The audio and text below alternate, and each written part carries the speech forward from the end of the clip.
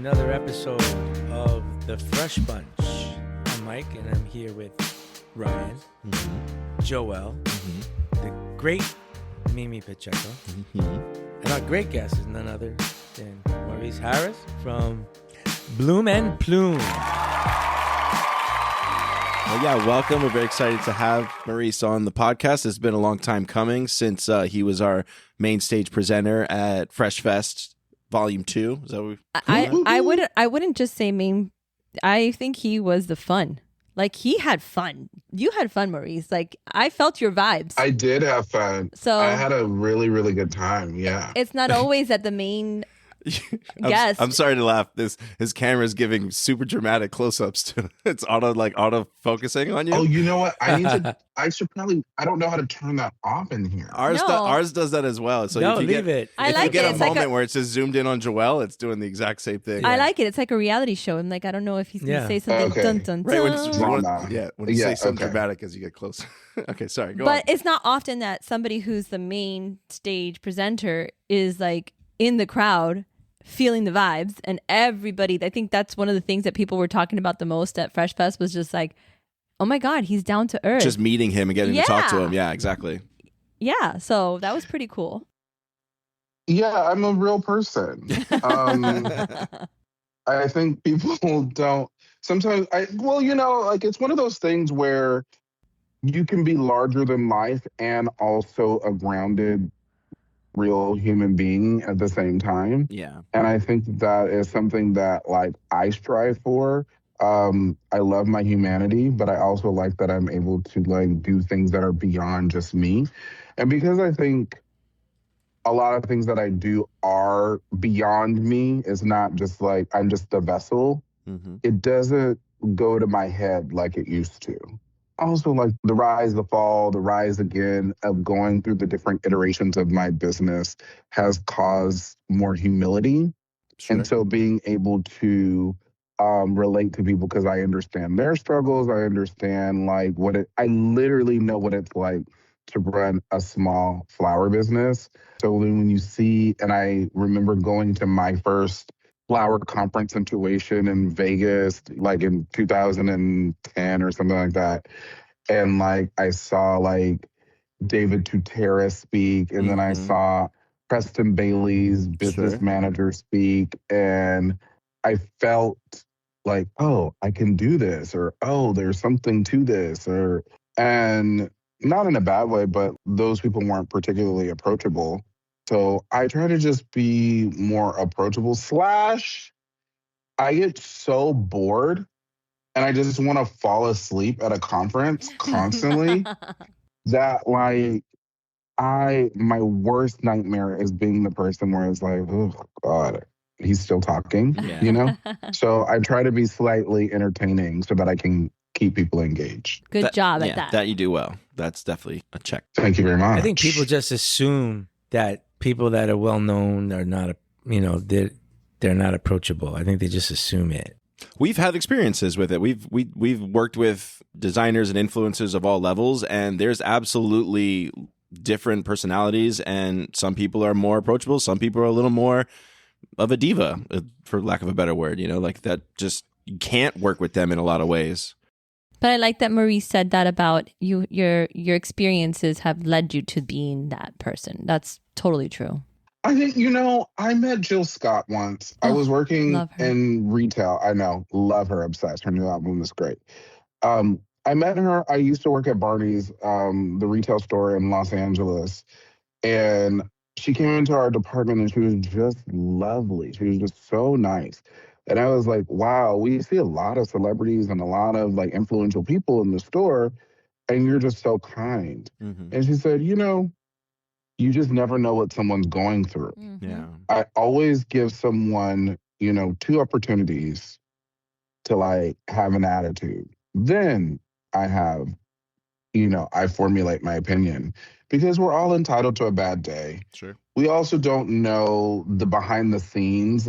There are times when I do have a straight up attitude, but I try my best not to take that out on innocent bystanders. So part of the reason why I think I had such a great time and I did have such a great attitude was because of how all of you were. You guys were so open, so embracing, so like you just created such a space for creativity and connectivity and exploration and let's try it. Let's just see what happens. That then makes a creative person feel safe. I love that.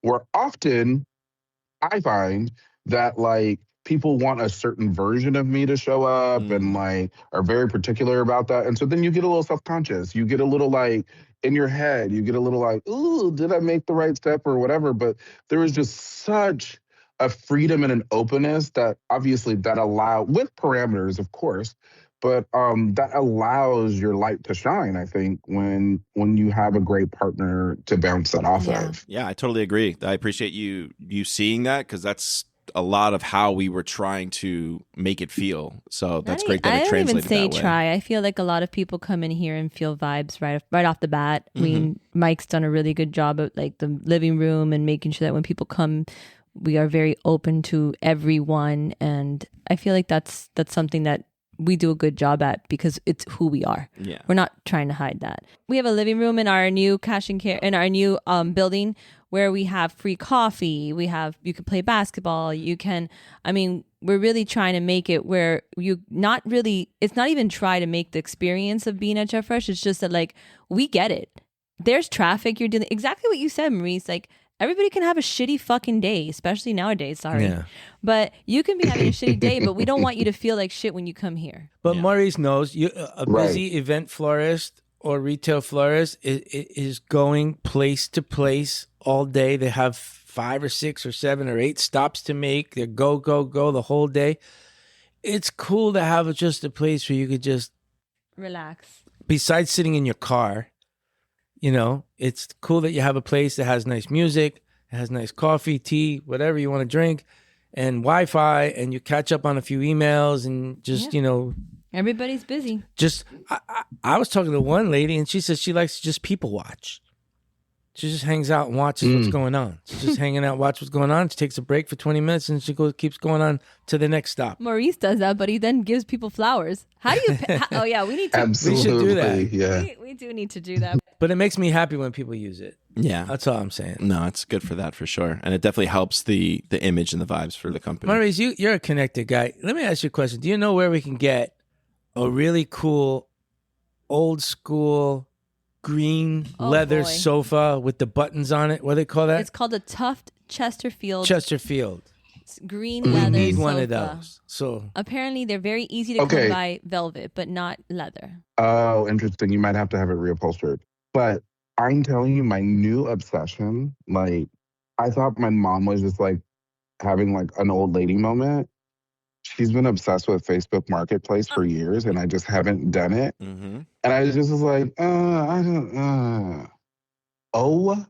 my God. It's in there. Deals that you can find on Facebook Marketplace, everything's there. Mimi was just showing me this morning. Okay, literally I need to show this to Maurice. I need everybody to see it. So like I've been looking for this freaking couch everywhere, and I've been going on Facebook Marketplace, and I found these 3. She keeps going to Wayfair. No, I found these 3 high heel leg glass display tables, boutique. They're from an art factory. They're $150 for 3 of them. They're giant heels. I don't know where you show him here. We're never going to use it, but yeah. I just want them. You see them? See it. It's like an actual table with heels. I'm like, we can paint them everybody different colors. We can put flowers coming out of them. That's genius. I showed Ryan. I got a little tipsy last night, and I was just sending Ryan I emailed him a bunch of these. My husband's like, it's probably not working, but still, I'm obsessed with Facebook Marketplace. So that's the only reason to have Facebook. You don't want to talk to anybody on there. You just want to shop. Yeah. I haven't been on Facebook in years, but all of a sudden now I'm catching up with all these people from high school or like my mom's friends or whatever, because you have to go through the Facebook portal to get to Marketplace. Gotcha. Yeah. But I have been finding really great deals or getting close. And here's the other thing. This is my thing. When I have a specific ask, you have to be patient. It will be there, but if you rush the process, Yeah. this is random, so random, but I'm obsessed with my dog. I love my dog. My dog is like, I don't have kids or anything, so I have a dog. He's a black standard poodle. He's absolutely gorgeous. And I had a custom dog tag made for him. I was looking at it the other day and I was like, I don't even like this. Like, I literally had like a precious stone put in the O for Leroy. And like, I mean, it was the whole thing. And I was like, because I just had an idea in my head and I just had to get it done, as opposed to really spending the time to like design it the way that I want it. Like, I've since thought about it and really dialed in what I want it to be. But I was like, see, this is what happens when you rush things. Yeah. I have a tendency to, I just have to have it. I just have to have it, as opposed to like, let it cook. Yeah. Let it marinate. Mm-hmm. I've been slow cooking my eggs lately, Amen. and they're just so much better. Even though it's just a scrambled egg, but like when you cook it slow, the flavor is just way better. You know, all of these artists and florists and everybody just wants to rush to have all the hacks and all the quick tips and all these different things. Yes, love that. But also, it's just everything takes time. And people that are quick at things, so every blue moon you find like a wizard that's just quick at everything. But majority of the time, your swiftness, your quickness, all that stuff comes from so much experience. Right. So much exposure to doing it over and over again. I just got back into cooking. And I was just like, God, how do people like get all the food hot on the table? This feels impossible. Yeah. But like when you cook on a regular basis, you start to figure out your timing. Right. You're like, oh, I shouldn't make the eggs yet. Oh, I put the bacon in now. Or like, oh, I prep this and then I do this. It's a symphony and it all comes together. Precisely. And I think I've just been looking at how the way you do small things is kind of the way you do everything, you know? And I'm bringing it up because I just think about how sometimes I want instant results from my creative practices, my photography, experimental floral design and stuff like that. And it's like, no, Maurice, you just have to keep doing it. Like the more I use my camera, the better I get it. I'm like, oh, no wonder I couldn't figure this camera out. I didn't use it. You got to use this stuff. That's right. You got to play. That's right. With that, with how you're explaining that, is that part of your creative process now that you'll take your time on projects versus? I asked that in the sense that, like, for me, if I don't finish something right away, it ends up on a shelf and I might not get back to it for a couple of weeks. Things like that. How does your process work like this with this new mindset? It's definitely a blessing and a curse, right? Because the key is not to make it a practice, not to get in your head about it. For example, I take my camera with me everywhere. Got it. Every day that I am walking my dog, my camera is with me. And so I know that I have to take him on a 30 to 45-minute walk. And so then that's just a way to like constantly, and I'm looking at the same things and I'm just trying to figure out how to look at it differently. How could I shoot that differently? How could I use a different exposure? Can I use a different camera? Like whatever. And so I'm practicing my eye, but I have time set aside for that practice, right? However, when I have, oh my gosh, I really want to make this like new backdrop and I'm going to go down to the fabric store and like get all this fabric and blah, blah, blah, blah. And now like I saw a pillow at a museum. I loved it. It was like pseudo quilted. And then I was like, oh, I should blow that up and like turn that into a backdrop. And then that'll look really cool with these like flowers. And then I can do this whole photo shoot and then everything will be covered in fabric. And then have flowers come in. I had this whole thing, right? Went down to the garment district, spent like $600 on fabric, and it's just been sitting in the corner for like the last year and a half. Exactly. Yeah. So sometimes it works, sometimes it doesn't work. But I do try to act on things pretty quickly.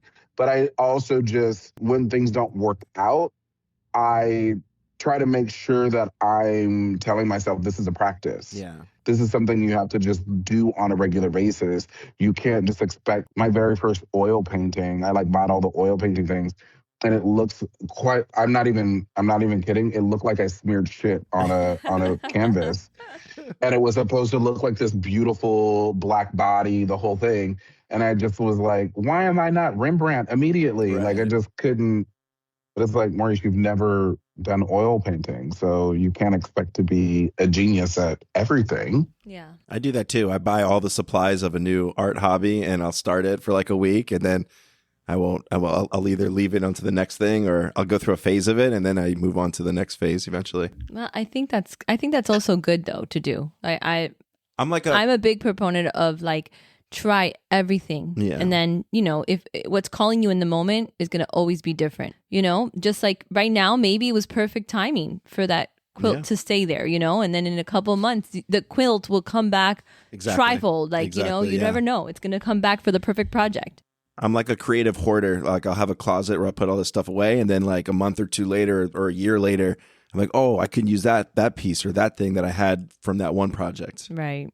And I just pull it out. So wait, Maurice, we have to jump into the topics and ask you, how did you get into the flower world? Flower world has always been kind of around me. I don't think most of us don't do things that we're not exposed to, right? So my dad was, or not my dad, but like, I had a friend who was like, God, you're really good at this photography thing. And he's like, oh, thank you. And then I double click and it's like, his dad is a cameraman for the news. Right. And so he's been around cameras since he was a little kid. Yeah, exposure is important. And so my grandmother is a florist. She was a flower person and she made church lady hats. So she would often use like flowers in the hats and all that stuff. And so I was just enamored by her work since I was a kid. Oh, wait, I can like, over there in the far corner. Yeah. That's my grandma. I photographed her for just like my own photography project. In her hats, often they're like floral based and stuff. And she'd done all the flowers for all of her. She has 8 children, so all of her kids' weddings. For the church, she did the flowers, and so I just was always like, I've always been drawn to making things more aesthetically pleasing. Mm-hmm.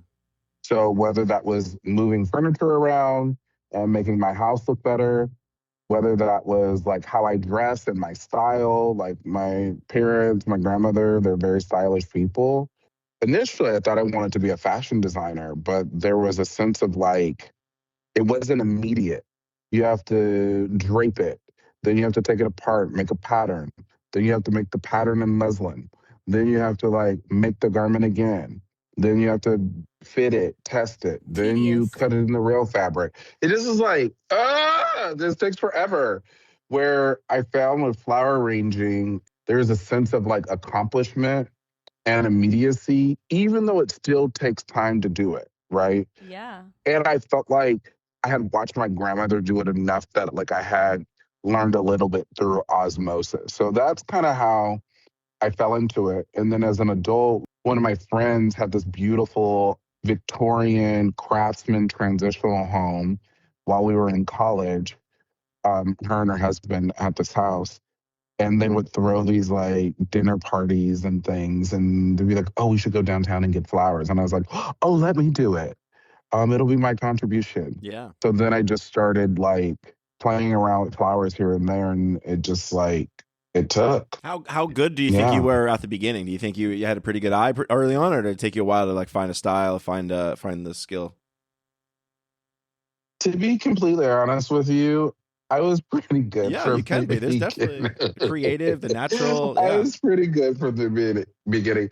I did take when I was in junior college, I took a flower arranging class, which didn't really teach me, respectfully. I actually really liked the teacher, but it didn't really teach you much other than like how to properly soak your oasis, how to like what certain stems do. Like it was just very, very basic. And I like you could buy your arrangement at the end of the day if you wanted to, but I was always like, I don't want this. There were always like cheap flowers, so I was like a snob even back then, and I was like, I don't want this thing. But apparently, the last class I wanted to buy my final because I wanted to give it to a mentor of mine, and they were like, oh shoot, we don't know what we're gonna do for the president's office this week. apparently all of my arrangements would go to the president's office. Yeah, when I was doing flowers for the class, I had no idea until the last day when I didn't do it anymore. So I always had like a knack, but I would say I didn't really find my style and find my vibe for years and years and years. It took a good 5 or 6 years. I was good at emulating. I was good at putting my spin on something that was already existing, but really like leaning into what my point of view had to say took a minute. Also took a minute because, flowers are expensive. So it's not like you're just going and buying a bunch of flowers to just like experiment. You're buying flowers when you have a job, Right. when you like have a project. And often that project is inspired by the client's needs, the client's wants, the client's, point of view. So I found myself putting my spin constantly on things like that. And I would even say now I see that my hands do a certain thing that I've been able to identify that I have a little bit of a style. But it was really, really confusing to figure that out because so much of my creative career has been bringing other people's vision to life. Do you think you can name your style? Do you have do you describe it in a certain way? The number one thing I'm looking for in an arrangement or something that I'm making is movement and curiosity. So I'm looking for things that constantly look like they're in motion. The phrase I had kind of coined for a long time was natural opulence. I want something to look relatively natural, but like there's just no way, it's just too much that it just wouldn't grow in nature that way. Or they're like, there's desert plants with forest plants with spring plant, things that would never grow together are in harmony in this way. And the movement comes from the grand gesture of it all. Okay. But then as you spend time with the arrangement, you discover details. And I hope that the work that I make, the arrangements that I make, it captures your eye, but it keeps your eye and draws you in for even more. That's my goal. That also translates into like my work's just kind of junky, like I just like a lot of stuff. I like things. I like just give me more, more, more. Take it away. More. Take it away. I don't know. So What about like, are you into like doing more things in different seasons, like tropicals, and then change it up? Or are you pretty much use the same kind of flowers? Oh, good question. I'm more interested in texture and palette than actual materials. So, and I will also say, because I have a background in window display, so I'm always thinking about production. So it is just impossible for me not to think about like, okay, I have to make 10 of these arrangements. They have to travel from here to here. How are we going to get them? What flowers are going to do super well with that? And what's going to give us, the floating magic, but also be hardy enough to like withstand, whatever we're doing. I would say I lean towards more romantic weirdo into like a tap in the whimsical. So I like juxtaposition. So I don't like any of one thing. So I'm not just rarely will you find that I'll just do an all tropical thing or I'll do an all like romantic rose thing. There always has to be something to like cut it. To like whether that's like a weird I see a beautiful Kahala roses or something, and then I need like a weird dyed carnation in there just to add a little bit of dimension, or I'll do a trim of blue star fern or something like that. Like I kind of like color is really interesting to me. Yeah. And how to play with color, how to play with the saturation of color, whether it's something more gray and more like pastel versus something that's super vibrant. And I'm always thinking kind of more painterly Yeah. in how I choose materials. I love talking to creatives where you could really get all of that information explained well. No, it's funny because as he's speaking, all I see are like it's already a story or like a painting in my mind. Yeah. So it's funny. You just say words and I'm thinking of the flowers that I would pick. Yeah. Which is pretty cool. Yeah. How was the window displays? I've always been curious about doing that. I've always wanted to do a window display. When did you do that? I graduated from college and I was working at Barney's, New York. And I went to Otis College of Art and Design, a small art school here in Los Angeles. And going to art school is insanely rigorous because you have your studio practice as in addition to all of the regular classes. So it's almost like for every student, it's like being a student athlete because it's like you're playing all these games, you're doing all these things, you have all these practices, blah, blah, blah, blah.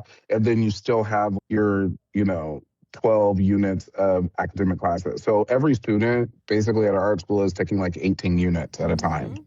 So I was just kind of exhausted. I just wanted kind of a phone-in job. So I was working at Barney's. I just wanted to be surrounded by beautiful things.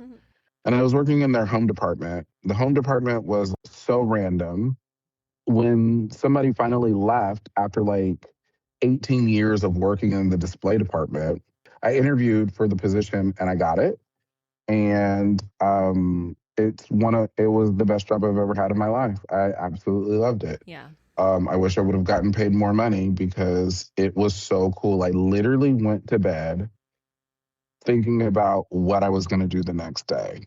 I saw like a laundry cart on the side of the street on my way to work. I pulled over, I put it in my car, and I was like, oh, we're going to take all these like $5,000, $10,000 gowns and like make it look like they're make the mannequins look like they're doing laundry with their like insane evening gowns. I just like, there was always a sense of humor. There was always a sense of play.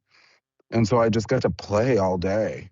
And it was just endlessly cool. And also, this is like the marketing side of me. I love being able to intrigue somebody or draw somebody in by a visual story. Yeah. Which I think I bring to my flower work as well. And so I did that for a while. And then I got recruited to work at Juicy Couture.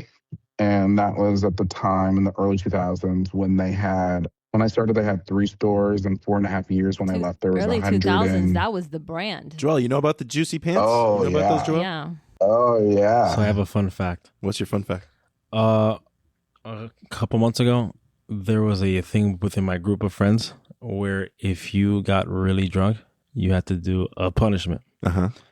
I came up with the idea, and I got drunk right after I said that. Yeah. And so I had to go to class. My Your salsa class? We're in the whole outfit. The A juicy couture, jumpsuit? a velour juicy one. outfit. Did Have it you say done that juicy already? on Or the that's booty? still coming. Is there a picture? It was video. Is there a I have juicy on the booty? No, there wasn't on that. Doesn't count then. But I did wear it. But I did wear It doesn't the. count. But I did wear it though. You gotta have Loophole. the juicy on the booty. Juicy on the booty. Juicy on the absolutely. booty, and I can smell that fragrance. You say early 2000s, and I smell that fragrance. Just like the 90s, I smell the Calvin Klein. Like there's certain fragrances, it's just like timeless. That you can smell the time zone, like the time. It was so. Absolutely. And we had a lot of I found myself in Florida a lot. You have to show Maurice because- that too. You have to show him your juicy in the booty. It's a pink jumpsuit. It's It just is? missing the words juicy, but it is the outfit. Oh yeah. Okay. It's tight. Yeah, that's It's pretty snug. intense. It's snug. Did you Yeah, have the that's option of not, buying with or without the juicy booty? He No, already, it's from he a already friend. had that in his closet, so he just pulled it Oh, out. you already had it. No, yeah. It's from a girl. She gave Yeah. me the outfit. Yeah, juicy was popular in Florida in that time. Mm-hmm. Yeah, we had there were 5, I was always there. Because we were, and it was a huge market. Mm-hmm. It was a huge market. So there was a lot of fancy stores there. So they would get the corporate team to come in and fix up the stores, open them up, do fancy windows and all that stuff. So yeah, my job there was really, really cool. My boss sucked, but my job was amazing. Nice. The thing that I think is interesting is with window display and floral design, they're kind of like these weird artist craft jobs that don't have a lot of respect on their name. Right. You know, you hire an artist to do your flowers, but then you treat them like a vendor. Because at the end of the day, like I need flowers on the table. I need them to be, you know, times 18, whatever. You're like, you hire an artist because you want your vision to come to life in an interesting way. But at the end of the day, are you able to sell the garment? Is this advertising working? Is it worth the effort that we're putting into this window? Are we getting enough conversion for people to walk in the store based off of that? So I feel like I chose challenging industries because I often feel like what I'm doing isn't respected as an art form. It's treated like a creative, cool craft. Right. But it is not seen in the same way that a painter, a sculptor, a traditional sculptor, or a photographer is seen, you know? Yeah, only a few florists kind of fall into that, get put into that artist category versus... I think it's generational because the newer generation, the younger people, there's no question that it's all about the art. Yeah. It's all about the art, and and they see it as an art form, and if they can make money doing it, it's even better. But the older people, generation, there weren't any floral artists growing up when your generation. I mean, look, ones that focus on the art more so than the flowers is what we're. It's clearly artistic what they do, especially when they incorporate other things besides flowers with it, you know.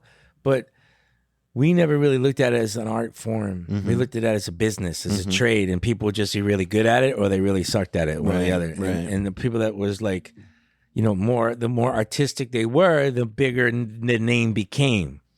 Right. He mentioned Maurice mentioned a couple of the names earlier. Like I remember as a younger guy, some of these people in New York City, they were doing all the socialite stuff, you know. They were doing the Waldorf and they were doing the Plaza and all these big events, and they got those names because they did artistic shit. Right. But people didn't see it that way. They saw it as my florist, and my florist has to be artistic, you know. It just comes with the whole package.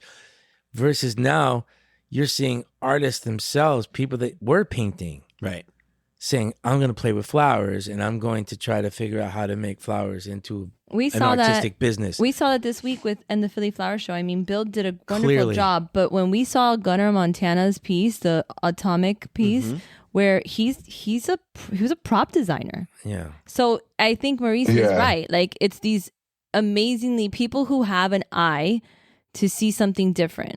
Like, you have that when you see something and you're like, all of a sudden you can create it into something else. Yeah. And I think when Maurice is talking about, like, when you saw something and saw the dresses flying, like, you have to appreciate that even though it's a craft, which I hate when they call it a hobby or any of that stuff, like, they can't, you put that, but then there's so much value because it is a perishable item.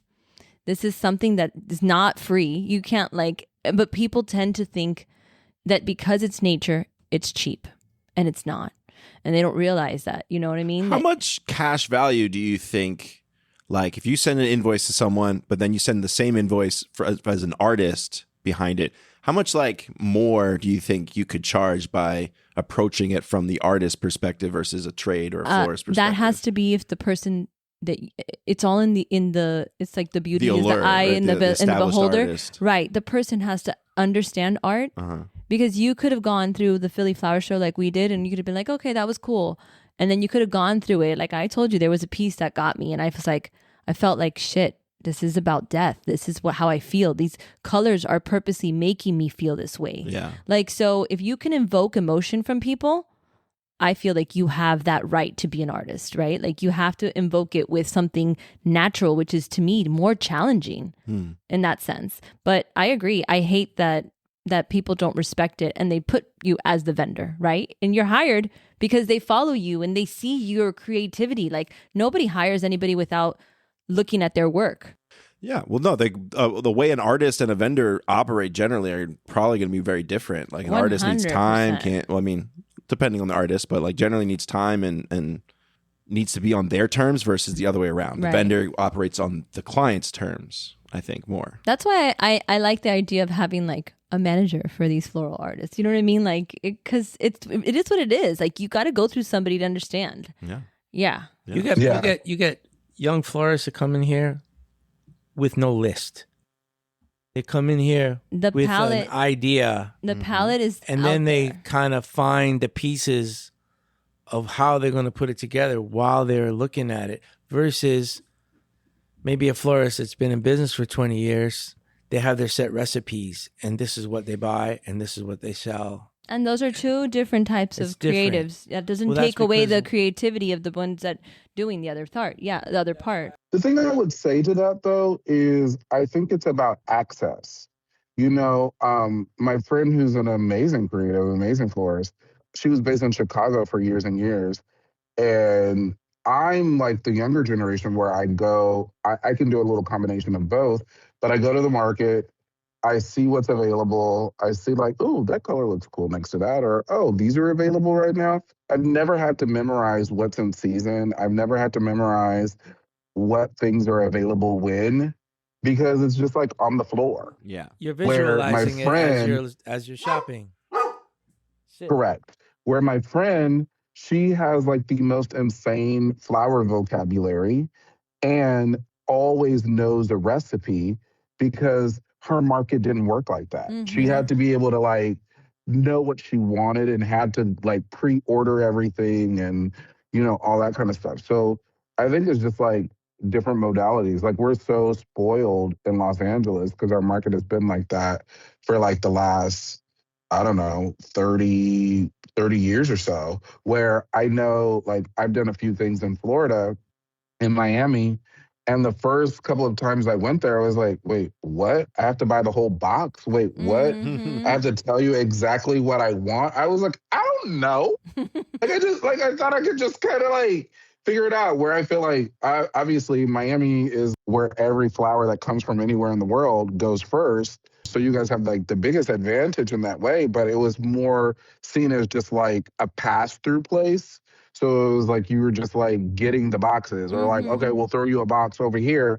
It wasn't like this thing where you could come and shop. So I feel like this modern way of doing it is, and things are just getting more boutique again, right? Yeah. Like people can't afford to like buy a whole box of roses as opposed to like, I just needed 2 bunches, you know? Yeah. Yeah, the world is shifting. But I will say, going back to your question around like invoicing and like an artist versus a vendor, I noticed that I had to shift my model to being approaching things as an artist, because as a vendor, I could just be anybody. Yeah.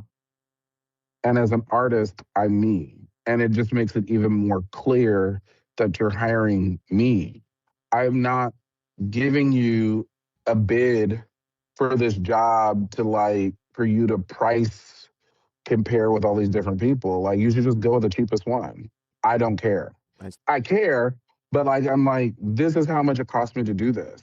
Depending on your budget will depend on what I can do. To be like, well, can you make this and this and this happen? It's like, no, we're approaching this incorrectly.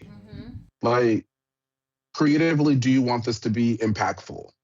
How much money do you have to make this impactful? Yeah. All right, great. Now I can wrap my head around your project and do something great. But like, if you want to micromanage the whole process, if you want to pre-design it and you want to do all that kind of stuff and really control like the flower counts and making sure that there's this exact flower that comes in there or that we have this every single place, then you should hire a vendor, Right.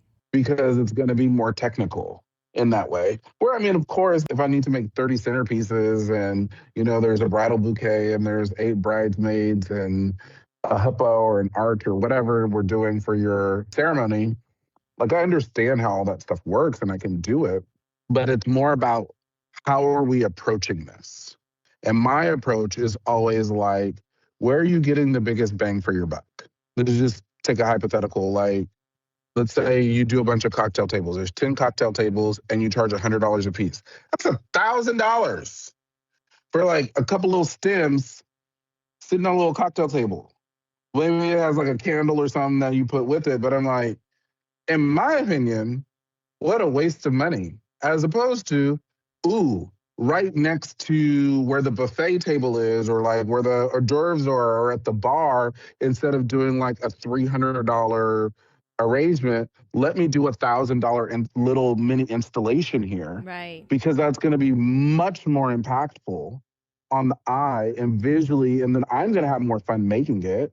It's going to be more interesting. It's going to be more dialed in. It's going to feel more unique than like those 10 little dee, dee, dee, dee, dee, dee, dee, dee, dee, you know? So that's kind of like how I approach it. But again, if you still want the cocktail table, I'll do it. But I will be the first person to tell you, like, I don't know if it's the best use of your money in that way, right? So I think for me, it's kind of a hybrid. I figured out how to like kind of do both, but I started to steer away from that because I am not a vendor. I'm an artist Right. that knows production, that knows how to produce things in mass quantity. But my approach is not, I need to see that sample. I need to blah, blah, blah. It's like, girl, who cares? No, like, it and you literally doesn't matter. and you know your worth. And unfortunately, let's be honest, artists don't know their worth sometimes. And they don't have the confidence to be able to say, like, I am creative. You know, it takes a lot. Like, and I know that. He's not giving you imposter syndrome vibes. No, not that. I mean, but we all have no, it. we all. Yeah, I'm not saying that. I'm not saying that he doesn't struggle with that. I'm saying like, you have to have the knowledge of everything you just said, of knowing what everything cost, and having the confidence to say, trust me, the artist, to create something for you. Yeah, that's really hard to. It's difficult to find. But it is. And it's like when you've been burned a couple of times, like, and then I'm literally like, this just cost me $500. Wait, how did that happen? you know, like it's wild that I was like, it doesn't even matter the budget, right? Depending on how that person works, if it doesn't work for you, it may not be the right match. And so after just doing this for a while, again, it goes back to like, it's a slow process. I sound very confident because I have been super successful at it and I have failed at it so many times that I literally know what I'm talking about. Why am I getting so worked up? Anyways, this is like that's what my we want. deep passion That's right what we now, want. where I'm like, let it fly. people are losing it. So I had this like agency call me. They're working on this project for like All-Star Weekend, which was in LA this year. I'm looking at their deck. I'm looking at what they're doing. I could tell that this project, they had been working on it for months and months and months. And I'm like a cool afterthought. Like, not in a bad way, but like, it's like, right. Oh, he does all those flower giveaways. Oh, he's cool. We should get him to do this. Yeah. Great. Okay, cool. But I can also tell that this is like probably a $500,000, if not $1 million project. Like, just based off of the build out, all the things that we're doing, blah, blah, blah, blah. And so then you want to do this flower activation where I give away flowers to certain customers that do different things. You want me, Maurice Harris, to sit here for 3 to 4 hours for 3 days in a row.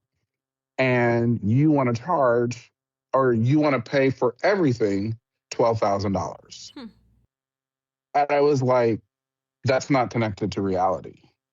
And I was like, let me get on the phone with him, because even if I don't do the job, I just want to give them a little education that this is going to cost them between $25,000 and $50,000. I don't know exactly where it's going to fall, because if you don't have an expert do it, between your PAs running all around, trying to overbuy, underbuy, buying new buckets, trying to like put the things together, things dying, having to go back and forth.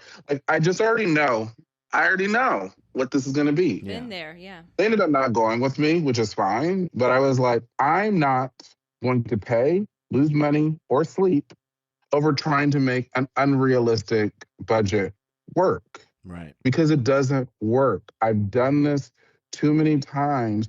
When we had our coffee shop, me and my brother owned a coffee shop for 5.5 years. And like, it was impossible for us to like do projections year over year, because we would almost break even every month. And it would just always be something, right? It would be like, oh, this month somebody rented out the coffee shop for a commercial. So it's like, oh, wow, we're up $5,000.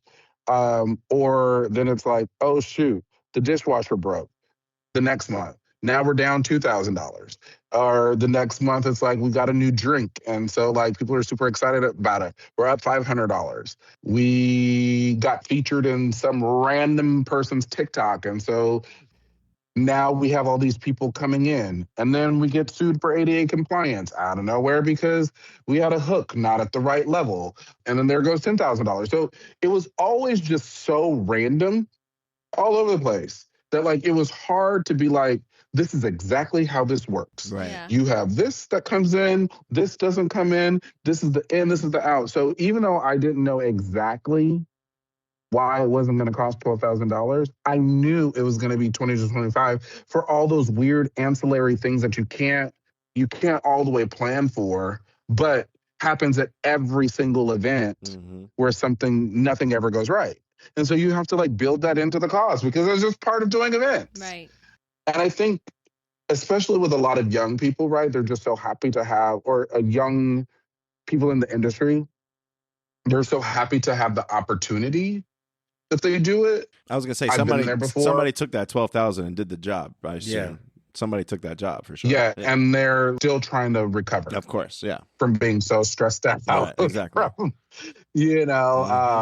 From being, or it was ugly, or it was like, they'll never work with them again because it was just so like, all the logistics were bad. Like, there's just so many things that go into that, which is how I can speak with confidence because I'm like, yeah, I've been over, under, around the bridge to know how this thing works. Right. And I think the more people, we live in such an individualistic society, which I think is not how we're supposed to be as beings. And so we all think that we have to do it on our own because we're always somebody's always ruining it for everybody. One person screws it up and then now we can't trust anybody. But I think we need to like figure out how to soften our hearts so that we can work together better and like change that mentality where more people that are trying to get into the flower industry and all that kind of stuff really can work with other artists, work with other people, like do apprenticeships for like a long time. Because then if we had more of a collective unified understanding of like our pricing models and all that stuff, it would be so much better. You know, the price of gold is the price of gold. The price of a diamond is the price of diamond. You know, there's the jewelry district in a bunch of different places. And like, you know, if you're looking at a Cuban link chain, it's more or less the same price anywhere you go, you know? And with our flower industry, I mean, it runs the gamut. Oh, yeah. Like people are way undercharging and way overcharging. And where is the middle ground? We don't have like a base and anybody can get into it. Anybody can pay whatever the couple dollars it is to get into our market here and say they're a florist. And so there isn't this cost of entry, this thing that helps us respect and appreciate the craft as a whole so that we all can win. We're all just like, it's a race to the bottom. Like who's going to do it the cheapest and give me the most, which is a bummer. Yeah. That's another very close tie-in with artistry that's very similar in that same way. So speaking about like giving away flowers, right now, this campaign that you're doing, when's the last time you got flowers? I mean, that has to be one of the best campaigns on the internet right now. Like you just make people feel so good when, I mean, watching it, I'm thousands of miles away in Miami from LA and I feel those people's smiles. Like I see those stories and it's impactful. I mean, talk about that flower feeling. They need to sponsor Maurice because we told them to. We reached out to them about it. I don't understand because if you share that story, any of the stories, like first of all, how do you get people to say yes to getting free flowers? Because we do that with a campaign and people are like, oh, no. I was about to say, he doesn't even need to give him flowers. Just him interacting with people is enough of a good video to watch. Just him talking to people is entertaining enough. There's a couple layers to it. One, no matter where I go, no matter how I am, if I'm wearing all black, if I'm wearing an outrageous outfit, I just stand out. I have been like that since I've been a child. I've always just stood out. And people like always want to talk to me. Before I even like had a probably when I was literally a little kid, people would always just like want to tell me something or have something to say or something like that. And so it used to really bother me for a long time where I'd be like, what's the deal? Like, and so now I just like kind of use it to my advantage as like a way to engage people. Yeah. Because I know I have a larger than life kind of personality and I have an openness to myself. And so I think that that helps people be more receptive in that way. So that's one aspect of it. Two, I had kind of forgot about how I think when you are surrounded by flowers all the time, you kind of forget just a little bit how magical they are. And how when you gift someone flowers that doesn't see them on a regular basis, it just lights people up. Yeah. And to be honest with you, especially after a lot of this conversation that we've been having, I just got worn out by like all the rigmarole, all the nonsense with like the flower industry and people not knowing how to pay and being underbid and doing too much work and all the labor it takes to do that and nobody thinks that it's worth it. That I just was like, oh, I hate this. And so the logistics of the business really made it hard for me to remember the magic of flowers. Yeah. Until I started just like, I would go to Trader Joe's because I was like, you know what? Let me just meet people where they're at. People want tips and tricks. People want cheap shit. So like, let me just like try to make cheap shit look nice. Ugh.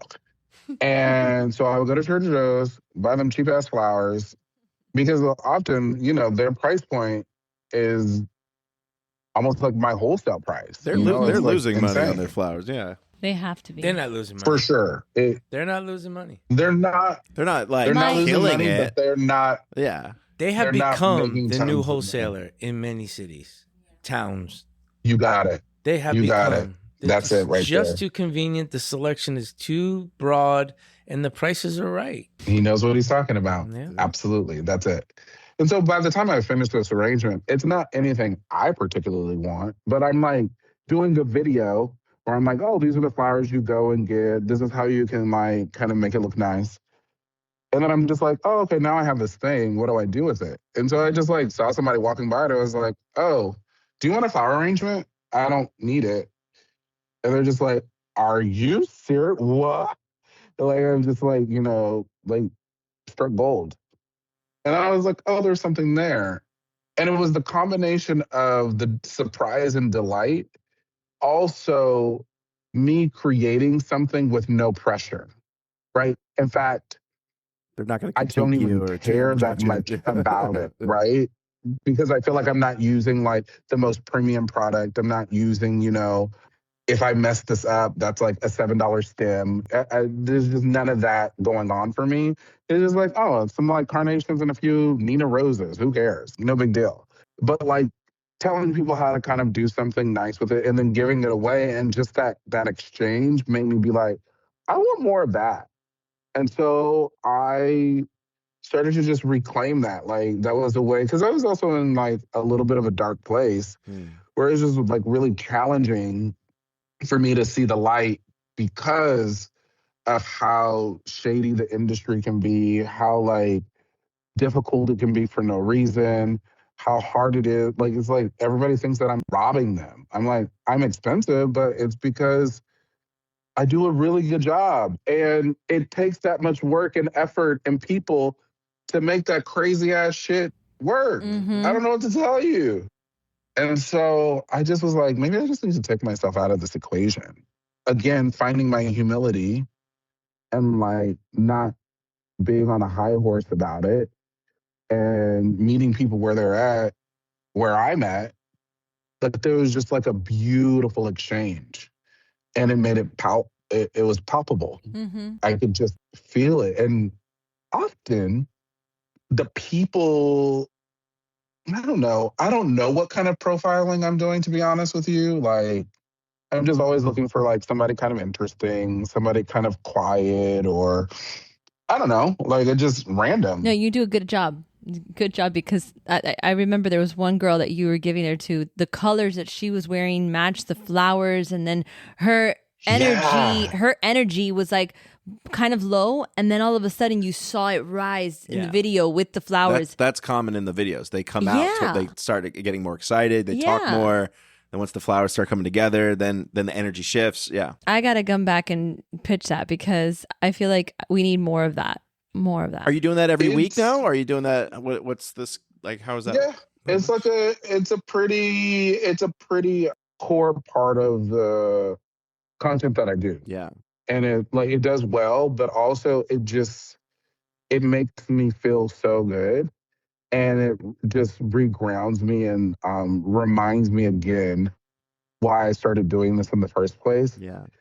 Because, 16 years into this, doing crazy, insane installations, working for everybody and doing all the things and blah, blah, blah, blah. It's just so easy to get jaded and very caught up and forget about the actual natural beauty that is a bloom of a flower. Yeah. And just seeing very, very regular, ordinary people that are just living their lives, like gleaming from receiving an act of kindness that didn't cost them anything other than, a few seconds of their time, is, I think, the thing that we need right now. Mm-hmm. We're inundated with so much information. I'm a city boy, so I live in the city, but I often, if I'm not working with flowers, I'm not often like going on hikes or, just surrounding myself with nature. And so to literally stop and smell the roses and encouraging other people to act in kind is beautiful. And then to also pay it forward is beautiful. It's just been, I love it. Mm. It is literally like reinvigorated my love for what I do all over again, where it was gone. Like I still do a good job. If you hire me, you won't necessarily know that I'm like not super passionate about this anymore. But being with people that just purely appreciate the gesture of somebody doing something kind with a natural material such as flowers is the best thing ever. The connection, the human connection you're looking for. Yeah. Yeah. Which we all need. Absolutely. Especially now. Were you considering leaving the industry altogether? Mm-hmm. Yeah. It's just, it's hard to when you built such a brand and such a thing surrounding, to just make a hardcore pivot to start all over again in something completely different, didn't fully make sense. But when this started to happen, it made it feel like I was reclaiming my creativity, reclaiming my time, reclaiming my stance on things, because I can make whatever I want. I can give it to whoever I want. And who cares? It doesn't, it's not that big of a deal. Yeah. As opposed to no, I wanted this kind of yellow. What? Yeah. Oh, sorry. Mm-hmm. Definitely makes things a lot more fun. Because I really, after COVID, with so many farms closing, with people's expectations got grander, their budgets got smaller, freelance workers got more expensive because they were so far and few between. And I just kept trying to make this thing work that wasn't working. And I was like, I think I have to stop doing it that way. So I've been doing it differently. Well, and it feels great. We're happy you didn't leave, because you are doing a huge impact on our industry by doing this. And that campaign, along with Capitalism, don't care about my creativity. I can't say it the way you do it, but you say it so fast and so good. That is something that we need to be reminded of in our industry. We need to really humble ourselves as an industry.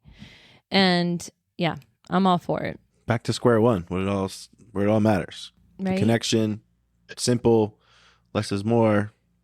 Let the flowers do the work. Yeah. I like it. Because I just think if I truly believe that there's a seat at the table for everybody and there's enough room for everybody. Mm-hmm. We, in this country, we've been like put against each other in a way where it's like we're fighting over like the smallest sliver of cheese when like there's just a few people eating the rest of it. And it's like, no.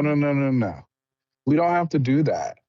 We can be more of a collective and work together. And it's like, this one's for you, this one's for me. What's for me is for me. What's not for me is not for me.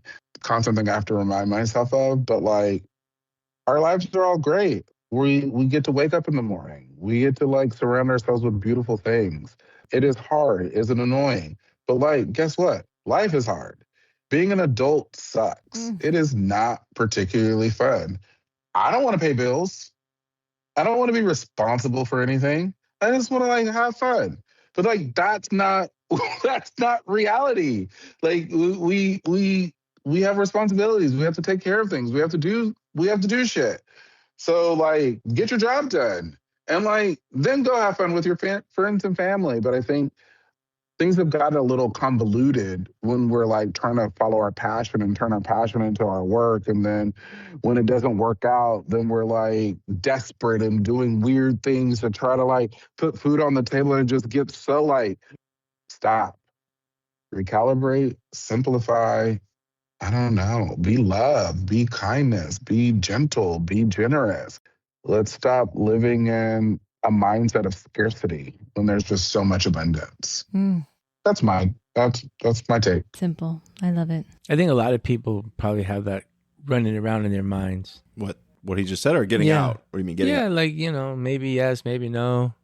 It's hard. No, and every day there's something different. Every day, like there's a new challenge that's thrown at you, and so you take one step forward, and then next day you take a step to the left, and the next day you take a step backwards. And and as a business owner, like how you were saying with your coffee shop, every time you think there's a win, then you got to be reminded it's a business, right?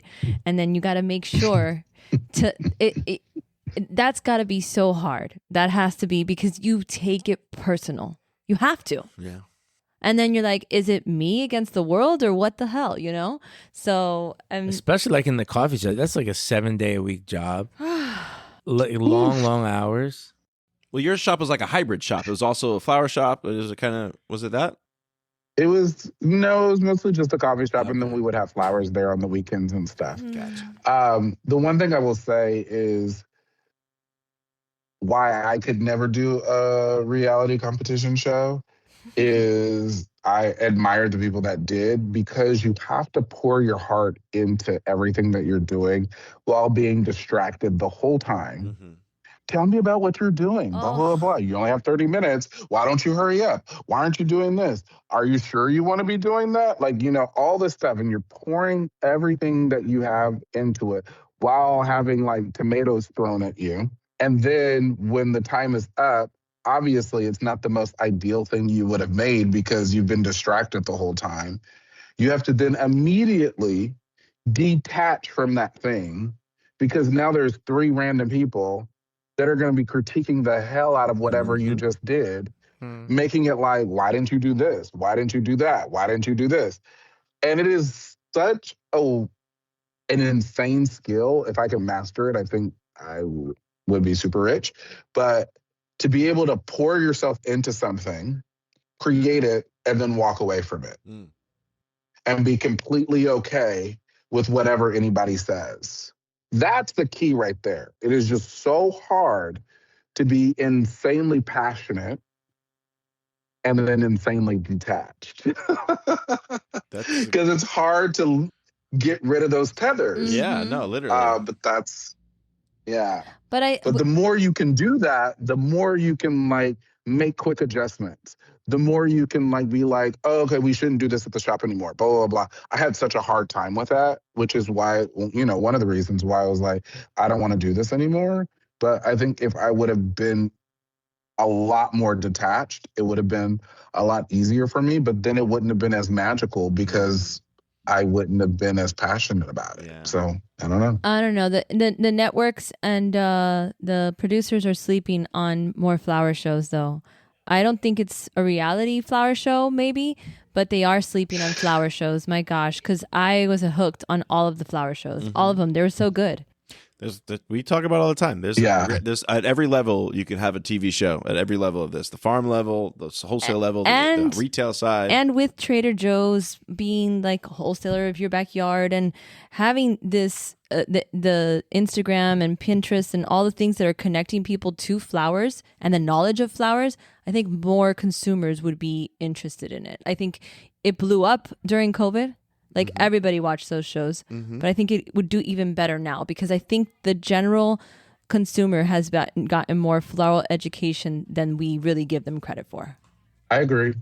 I don't know. We'll have to figure it out. And if we all, as an industry, had a consensus around like pricing and expectations, then it would really, it's like for example, Starbucks changed how we look at premium coffee, right?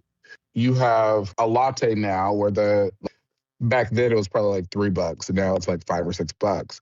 But there's like an industry standard, There's like, even if you have a third wave premium shop, your latte is going to be between $5 and $12. It's not like, there's like a standard where like $100 arrangement or $150 arrangement literally could be anything. Anything, yeah. I got a $10 cold brew in New York. Just a plain black cold brew. $10.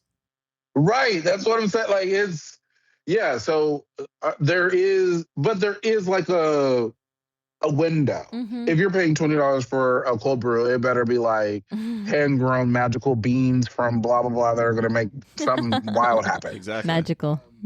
But you like literally know where we don't have that same level of consistency that I think is also making it hard for everyone to exist.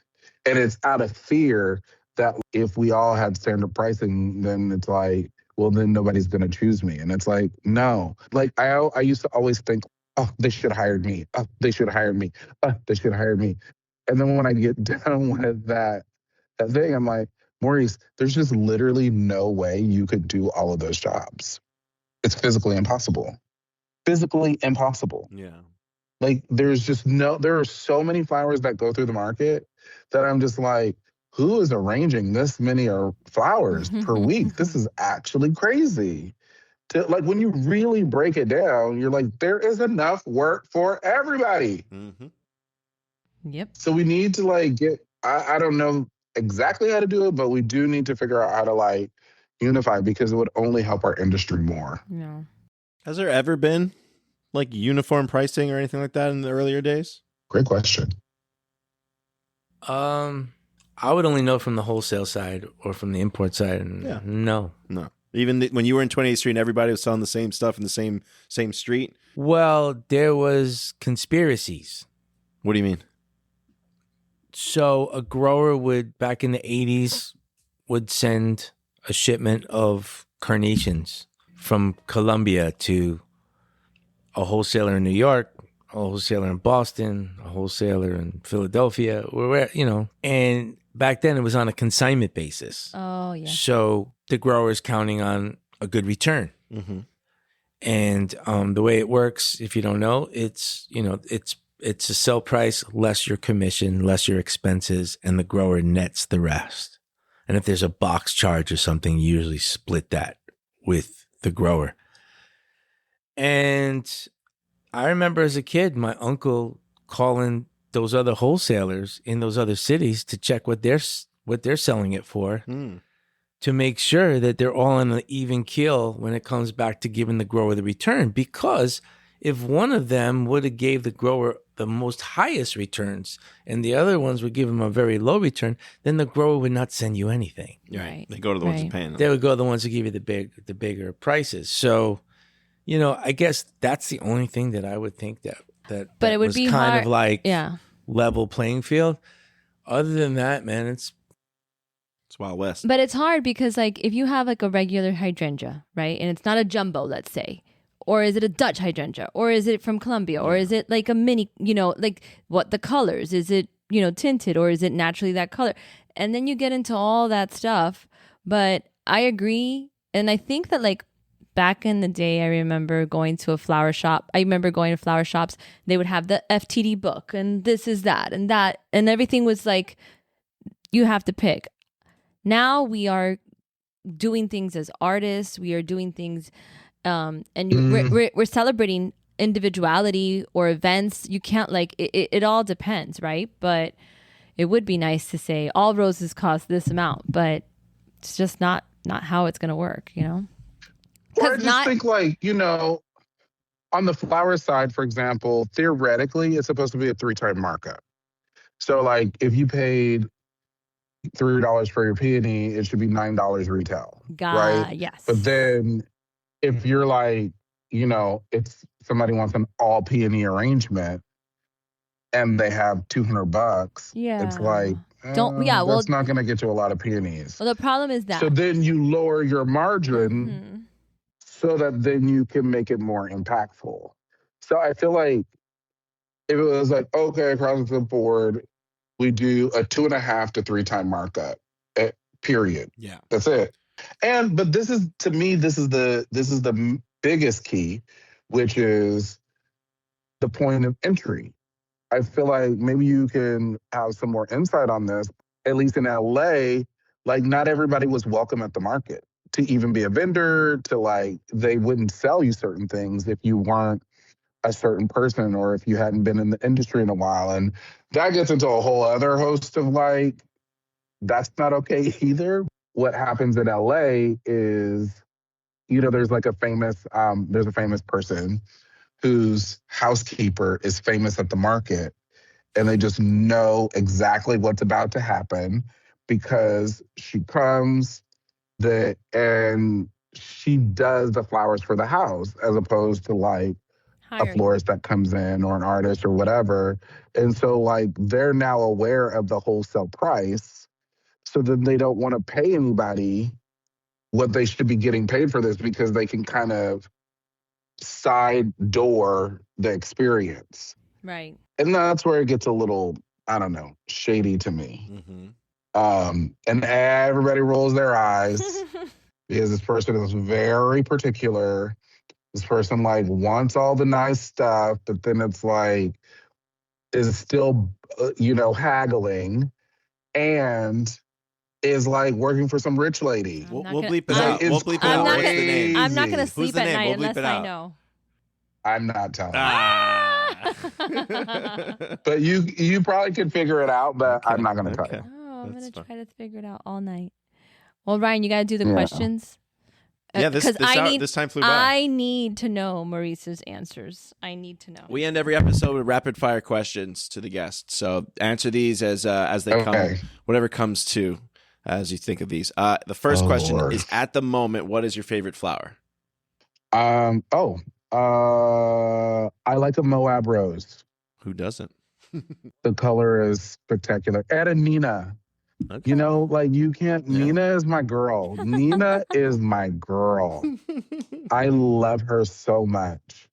Is it the color that you like the most? Don't make me choose just one. Is it the color for you, or is it just... Yeah, it's the color. Yeah. It's the color for sure.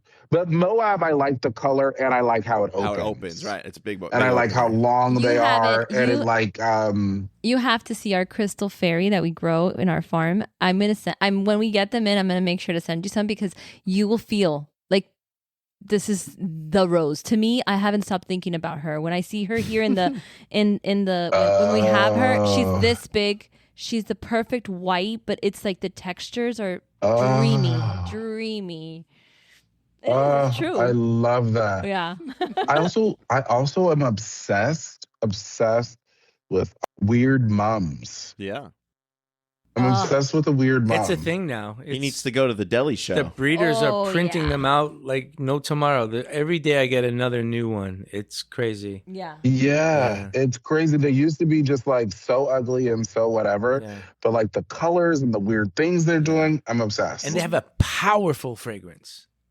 They wake you up. Yeah. Mike says. Powerful fragrance. Wake you up in the morning, Mike, right? I love that fragrance. No, I like those. I like that Yeah. smell. We'll connect you with our friends from Deli Floor, the breeders. They have a who great breed those show in things. October, them. and they, Yes. oh my gosh, yes. What is the best sandwich? Best sandwich is, what is my favorite sandwich? I mean, I guess for me it's, okay, this is embarrassing. Oh no, that's a burger. Okay. No. Best sandwich is a BLT, Mm-hmm. add pickle. Okay, Ooh. that works. If you could have a superpower, what would it be? I go back and forth with this one, but I really think it would be being invisible. Mm-hmm. Because I'm very nosy. I'm very, So you'll just be sitting in at the table, just invisible. oh, I'm so Maurice, nosy. you can't beat me. I'm going to be looking all over the LA market looking at who's housekeeper. You don't even know. I'm so nosy. I need to know. No, I get what he's saying. We had the driver when we worked at Olimar Flowers. We had the driver for the biggest liquor distributor here in South Florida come and pick up flowers every week. Yeah. Yeah. Well, Cheap Yeah. flowers. we Cheap. were at the Philly Flower Show. Yes, Martha cheap. Stewart was there, and this one was like, I'm like, Mike, Martha's here. And Yeah. he's like, I don't care. She owes me tips from when That's she what- used to pick up. Did you hear Jimmy say that on the podcast last week? No. Yeah, that's what he said. Okay, what is the Yeah. most overrated flower? Peonies. What is the most underrated flower? Carnations. Mm-hmm. If you could have lunch with a historian, famous celebrity, person dead or alive, anybody, who would it be? James Baldwin. Ooh. Hmm. What? That's just what came to my mind. I feel like there would be other people, but That's okay. What? actually, maybe it's Andre Leon Talley. I don't know. Oh, Okay. Yeah. Mhm. that would be a great one to talk to. It could be a lunch. It could be a whole little group. Mhm. Mhm. What is your go-to late night drunk food? I've been drunk probably 2 times in my life. Yeah, I'm not a big drinker. I hate hangovers. I think they're the craziest waste of time on the planet. I love that. And I'm such a baby when I get a headache. Even to the point where I really don't even like smoke weed or do edibles, but every once in a while I do, and I get crazy munchies. Okay. And so, munchies for me is like I always have to have a sweet and a savory. Mhm. Okay. So I can't just have chips, and I can't just have like. Do you have to candy have them or in an something order, that. like salt and then sweet, or do you have to have it just Or together? like a salted like a chocolate covered pretzel, like at the same It's time. no, separate but equal. Got it. So like I love a dark chocolate turtle. Mm. So that's like, the pecan, caramel, and then dark chocolate, heaven. And I love like either a sea salt and vinegar chip Oh, or yeah. a jalapeno flavored chip. Mm. Oh, The voodoo ones. The voodoo ones are so good. good. And then just because I'm trying to be like healthy / not at all, Yeah. I have to have like, there's this grocery store that does, oh my God, should I say this? They do fresh almond butter. Mm. The almond butter is so freaking expensive, but you like do it yourself, that I always put the code for the peanut butter. Ooh. Because You know what? Don't hate on it. the Don't hate the on peanut butter is like it's just so absurdly expensive. Yeah. But anyways, I love my almond butter because I'm allergic to peanuts. I love my almond butter on a banana. Just like it. Mm. Yeah. yeah, my number one snack, which I think I made myself allergic, is peanut butter. You I used to eat have it too it. much I and used you to got have allergic to it? Yeah, somebody told me that like you can overconsume something and create an allergy. Interesting. And I'm telling you, like, I used to have a jar of peanut butter with a knife next to my bed. I And you love just peanut butter. take a scoop Like- whenever you're feeling it. Yeah. Ugh, What kind of flowers do you want at your funeral? weird. I haven't thought about this. I thought about my grandmother's funerals. She's gonna have she loves fuchsia. Mm-hmm. So I'm literally just gonna have like hundreds, if not thousands, of Pink Floyd roses Oh, yeah. everywhere. Love that. Because like fuchsia's her color. For me, You can think about it. You can get back to us on that. I don't want you to have to rush your answer. no, but it feels like a very important question and a very it needs a thoughtful answer. It I mean, is. I think that there's a It can't be there's a like- real missed opportunity with funeral flowers in this industry. Like everybody does kind of the same thing. And Yeah. that was a conversation for us. We wanted to do like a whole segment on Fresh Fest with funeral flowers, like a reimagining of what that could be in a way, kind of. Yeah, I think I would want an epic amount of like blue star fern, just like a couple different varieties, like because they come a little frilled and they come like the pointy ones, and I need another, probably like blue star fern and plumosa, Just no candles, right, Mike? like just ooh. Yeah, no, No, don't the candles is don't burn the pampas place grass. down. Oh, that's right. It's the pampas grass. Oh. I want plumosa and I want some blue star fern. That's the plan. You could throw a flower in there. Why not? A Moab. Throw a couple of Throw some chocolate Moabs. cosmos in there. Ooh, Yeah. Last question. Could you suggest a future guest for the podcast? Anybody that comes to mind? Oh, I think there's a couple cool people. There's there's a lot of young, cool florists that are doing some cool stuff in Los Angeles. El Creativo, he's pretty amazing. Okay. Rin is really amazing. And Sophia. Those are like the three that I'm just like always in awe. I'll send you their handles. Yeah, Please. please. I'm always in awe of the work that they do. I love the way their brain works. I love the way that they create. Sophia does so romantic in the way that she works. And I don't know if you've ever had, but the OG of all those people is Holly Flora. Holly. Flora. She's one of the OGs of the like found, like, give me all the weird stuff that you get in. Give me all the weird bottle brush stuff. Weird, all the freaks. like all the freaks. So she's like, I'll take it all. Yeah.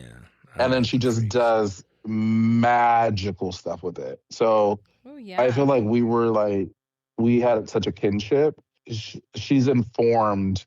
She's one of those people. I was one of those people that have informed the like young folks and what they're doing, but they don't necessarily know all the way that it's her. I see. If that makes sense. Yeah, no. That's a good tip. We're going to definitely check them out and reach out to them. Thank you for those suggestions. Do you ever consider You're doing your own welcome. podcast? The Bloomin' Pod or something?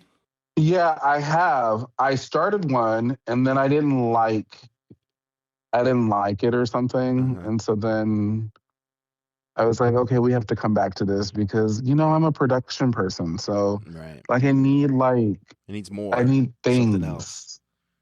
Because you just naturally talk, and this went by very fast. So I just think like we can do this. I know. A lot longer. Sorry. No, not in a bad way. I'm so in a good way. verbose. I'm very sorry. In a good way. That's a good one. Just- That's What you want. You don't So want it to When drag. you- You don't want it to feel like we're like pulling information out of you. It's really when just you were like, explaining how people talk to you in Spanish, tiene un don, like that, where that aura where people whatever, like, and it's a blessing. Like that's a blessed. I know it's like a blessing and a curse, but it's a main blessing. character So energy. yeah, el don. I would like to compliment Yeah. you. I would like to compliment you on your choice of megaphone. I have the same one. Oh, Oh my I love God. it. I have the same one. Yeah. So good, right? Yeah. The best. Yeah. That's so funny. That's I funny. love that. That's Of hilarious. all the things that you Thank saw, very Mike, much. I couldn't take my eyes off I of saw all of the that, photography. And I saw a picture of a young Manny Puente, Oh, our neighbor. our neighbor. The one right there behind you, the photograph looks like our neighbor. That's beautiful. Oh, LOL. That's a beautiful. Yeah. Mhm. Really nice. Thank you. Thank you. Thank you. Thank you. Thank you so much. This was such a pleasure. I'm so glad we made this happen finally. Yes, No, finally. the pleasure was all ours. This I episode, just love you guys. the I feed, think you guys do no, honestly, what I would say is so in LA, the wholesaler that I use a lot is Mayesh. And I use them specifically because I love Aaron. There's a couple of people that work there that I just they're good people. They always treat me well, blah, blah, blah. Have for, 100 years. And I just remember every time I'm in Miami and I come into you guys, or when you have it's not just one person. Across the board, you guys are all the bomb. Thank you. You guys are just all, Thank you. and that starts from you, Dad. You're the man. You're you really have cultivated a fantastic crew of people.